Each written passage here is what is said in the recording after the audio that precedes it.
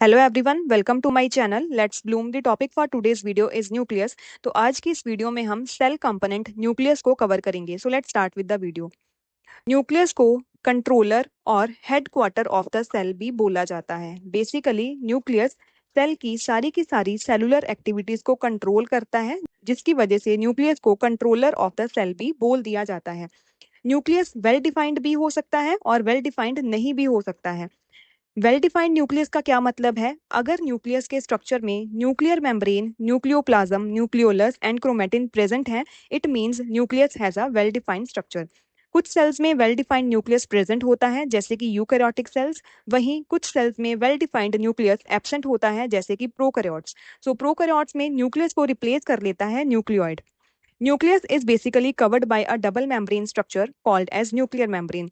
Nucleus के आसपास एक डबल मेम्ब्रेन स्ट्रक्चर होती है, जिसको हम न्यूक्लियर मेम्ब्रेन के नाम से जानते हैं, जैसे कि सेल मेम्ब्रेन होती है। न्यूक्लियर मेम्ब्रेन कॉन्टिन्यूअस नहीं होती है। न्यूक्लियर मेम्ब्रेन में कुछ पोर्स प्रेजेंट होते हैं। ये पोर्स अलाउ करते हैं कि न्यूक्लियस से साइटोप्लाज्म में और साइटोप्लाज्म से न्यूक्लियस में मटेरियल्स का एक्सचेंज हो सके। तो सबसे पहले हम न्यूक्लियर पोर्स को स्टडी कर लेते हैं। न्यूक्लियर पोर्स क्या होते हैं? Nuclear pores basically nuclear pore complex की फॉर्म में प्रेजेंट होते हैं। न्यूक्लियर पोर कॉम्प्लेक्स एक ऐसा कॉम्प्लेक्स होता है जो कि बहुत सारे several types of different proteins के साथ बना हुआ होता है।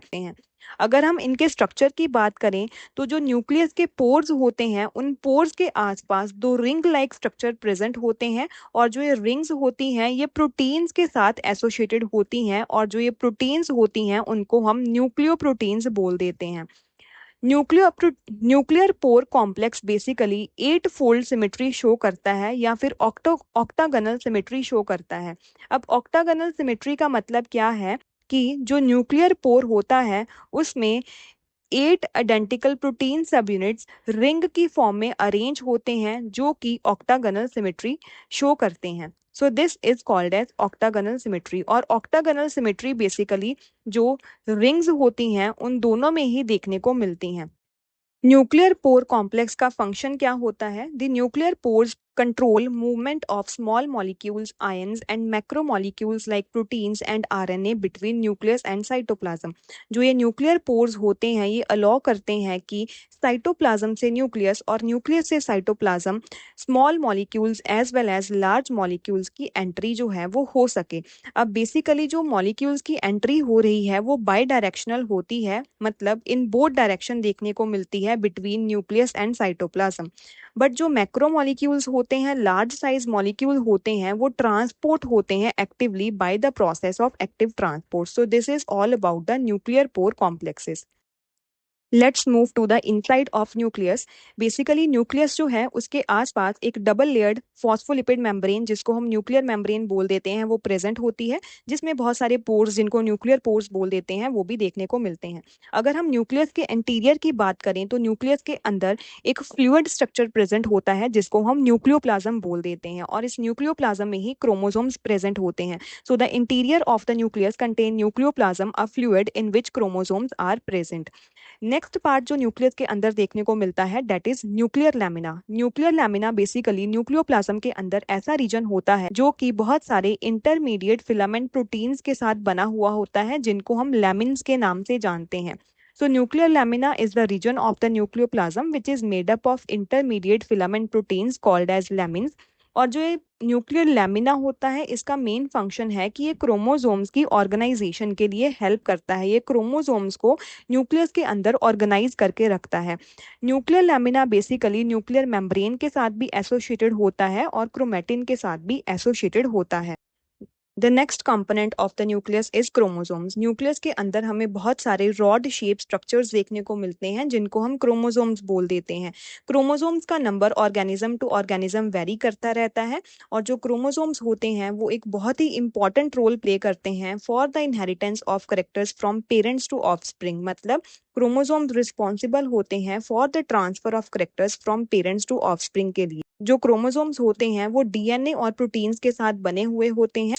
डीएनए बेसिकली एक न्यूक्लिक एसिड है, जो कि सारी की सारी नेसेसरी इंफॉर्मेशन को कैरी करता है। और जो डीएनए होता है, उसका जो फंक्शनल सेगमेंट है, उसको हम एक जीन के नाम से जानते हैं।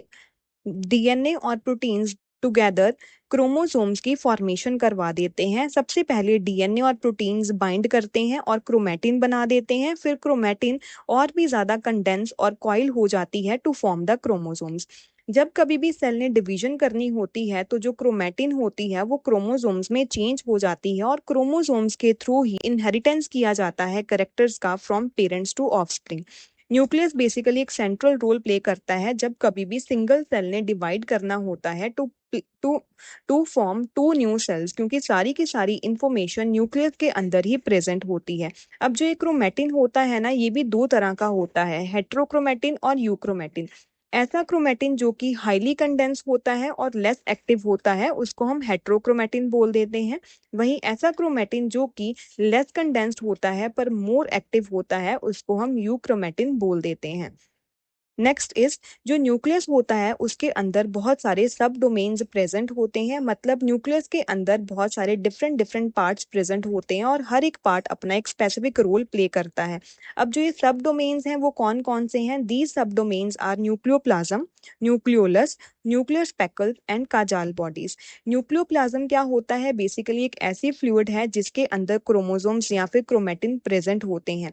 न्यूक्लियोलस की बात करें तो न्यूक्लियोलस एक सब ऑर्गेनेली है जो कि आरआरएनए फॉर्मेशन करवाती है या फिर राइबोसोम की सिंथेसिस करवा देती है। न्यूक्लियर स्पेकल्स और काजाल बॉडीज की बात करें तो न्यूक्लियस के अंदर कुछ छोटे छोटे न्यूक्लियर स्ट्रक्चर्स और लार्ज न्यूक्लियर स्ट्रक्चर्स प्रेजेंट होते हैं जो बेसिकली हेल्प करते हैं बहुत सारे आरएनएस की असेंबली के लिए। और कई बार ये बहुत सारे आरएनएस प्रोटीन्स के साथ मिलकर स्प्लाइसोसोम की फॉर्मेशन करवा देते हैं और वही स्प्लाइसोसोम्स जो कि न्यूक्लियस की तरह काम करते हैं वो रिमूव करवा देते हैं इंट्रॉन्स का bye the process of splicing. अब जो ये रीजन होता है जो बेसिकली ये स्पेसिफिक काम करवाता है इसको हम न्यूक्लियर स्पेकल रीजन भी बोल देते हैं। न्यूक्लियर स्पेकल रीजन से ही मिलता जुलता एक रीजन होता है जिनको हम काजाल बॉडीज के नाम से जानते हैं। ये बेसिकली स्मॉल न्यूक्लियर स्ट्रक्चर नहीं होता है, ये लार्ज न्यूक्लियर स्ट्रक्चर होता है जिनमें प्रोटीन्स और आरएनए असेंबल हो जाते हैं। एंड काजाल बॉडीज रिस्पॉन्सिबल होती हैं for the maturation and transport of small RNAs across the nucleus involved in the processes like RNA splicing.